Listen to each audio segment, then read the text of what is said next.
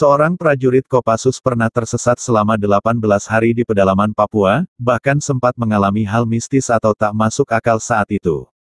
Dilansir dari buku Kopassus untuk Indonesia, karangan Iwan Santosa dan E.A. Natanegara, hal ini terjadi saat sang prajurit baret merah itu melakukan misi penggerebekan markas kelompok kriminal bersenjata KKB Papua. Saat itu memang tengah marak aksi KKB Papua yang didalangi pentolan organisasi Papua Merdeka Kelly Kwalik dan Tadeus Yogi. Prajurit Kopassus itu bersama timnya diperintahkan untuk menggerebek markas KKB Papua yang berjarak 6 hari jalan kaki dari Pos Timika. Tim berangkat ke lokasi pada bulan Oktober yang juga bertepatan dengan musim penghujan. Saat hari kelima, mereka bertemu sungai dengan arus yang sangat deras dan memutuskan menyeberang dengan menggunakan tali. Saat menyeberang tersebut ada prajurit yang berpangkat kopral masuk ke pusaran air dan hanyut. Spontan sang komandan yang merupakan prajurit Kopassus itu pun menyelam untuk menolongnya. Namun sampai suatu titik, sungai itu malah berujung menjadi air terjun.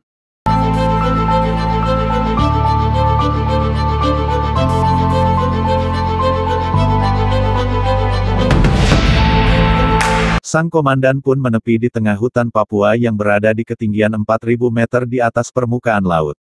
Karena terus berusaha mencari prajuritnya yang hilang, sang komandan tersesat di dalam hutan belantara Papua yang masih rapat.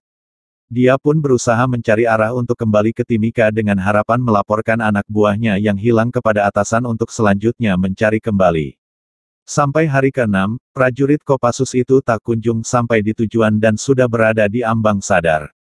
Semua perlengkapan termasuk sepatunya hanyut di bawah arus sungai yang deras. Dan di hari ke-6 itulah prajurit Kopassus ini mengalami pengalaman yang tak bisa dijelaskan dengan akal sehat. Ia mengaku melihat alam lain, antara sadar dan tidak sadar prajurit tersebut merasa masih terus berjalan. Di hari ke-11 ia berhasil menyeberangi sungai yang lebarnya 200 meter sebelum akhirnya tiba di Timika. Selama 18 hari tersesat di dalam hutan, akhirnya prajurit tersebut ditemukan oleh warga dalam kondisi selamat. Saat itu kondisi tubuhnya hanya tinggal tulang berbalut kulit, mata yang terus berputar liar dan telapak kaki yang bengkak akibat tertancap potongan kayu.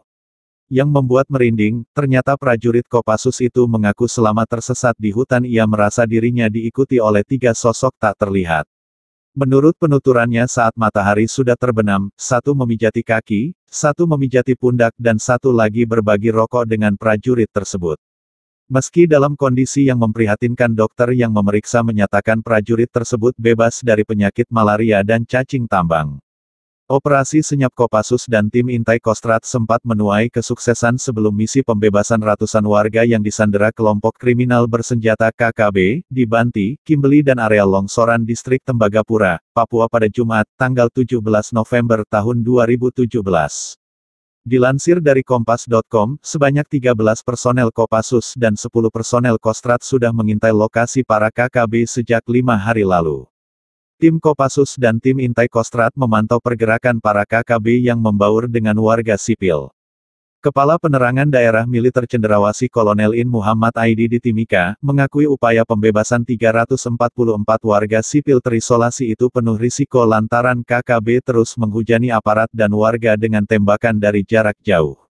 Aidi menjelaskan kronologi misi pembebasan 344 warga.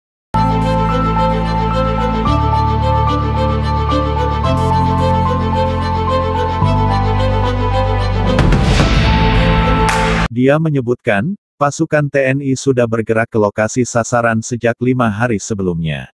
Mereka terdiri dari Kopassus 13 personel, 20 personel dari Batalion 751, Reader, dengan tugas khusus merebut kampung Kimbeli dari KKB.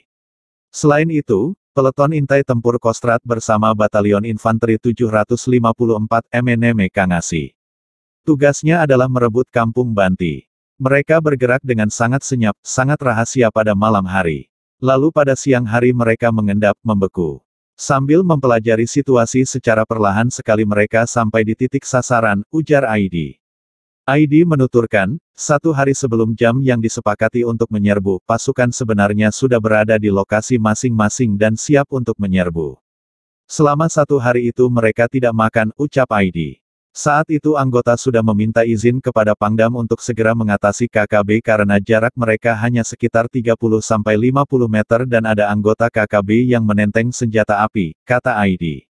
Namun Pangdam Cenderawasih memberikan petunjuk bahwa jika KKB masih membaur dengan masyarakat sipil, maka tidak boleh ada tindakan karena operasi penumpasan KKB Tembagapura itu lebih mengutamakan keselamatan warga sipil. Lalu, Jumat pagi kemarin, sejumlah pentolan KKB yang baru bangun bergerak ke pos-pos di wilayah ketinggian yang sudah mereka dirikan. Di pos-pos itu sejumlah bendera kelompok separatis Papua Merdeka berkibar di sana. Saat itulah, pasukan TNI serentak menyerbu kampung Kimbeli dan Banti. Kelompok separatis bersenjata itu kocar-kacir menyelamatkan diri ke dalam hutan dan ke area ketinggian sambil menyerang aparat dengan tembakan bertubi-tubi. Saat penyerbuan itu dilakukan, jarak pandang di lokasi itu hanya sekitar 3 hingga 5 meter karena masih berkabut tebal. Setelah KKB lari kocar-kacir meninggalkan kedua kampung itu, aparat gabungan TNI dan Polri lain bergegas menuju dua kampung itu untuk membebaskan ratusan warga yang disandera. ID mengatakan saat proses evakuasi warga masih berlangsung, kontak tembak antara aparat TNI Brimob dengan KKB masih terus berlangsung dalam kurun waktu kurang dari 2 jam. Kami belum bisa memastikan apakah dari pihak mereka ada korban atau tidak, kata ID.